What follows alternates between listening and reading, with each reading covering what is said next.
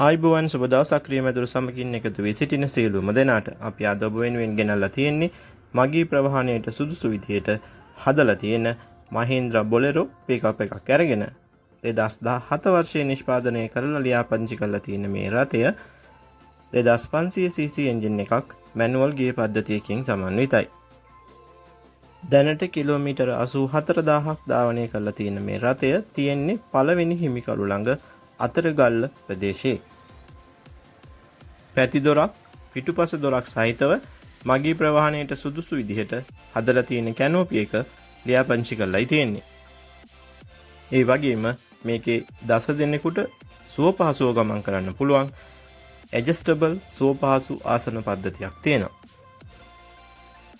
හොඳ audio setup එකක් වගේම පවර් ස්ටීරින් AC ඇතුළු බොහෝ පාසුකම් මේ රථයේ තියෙනවා. මේ Mahindra Bolero රථයේ එන්ජින් එක, බොඩි, පේන්ට්, ඉන්ටීරියර්, ටයර් ඇතුළු සියලුම දේවල් ඉතා හොඳ මට්ටමේ තියෙනවා කියලයි ඒ හිමිකරු අපිට දැනුම් දුන්නේ. ඒ වගේම මේ සියලු ලියකියවිලිත් නිවැරදිව තියෙනවා. සම්පූර්ණ මිල $32,00,000යි. වාහනේ පරීක්ෂා කරලා බලලා මිල ගණන් තවදුරටත් සාකච්ඡා කරගන්න පුළුවන්. තෙරේ දිස්සෙන අංකයෙන් හිමිකරු අමතලා මේ පිළිබඳ වැඩිදුර විස්තර ලබා ගන්නත් පුළුවන්.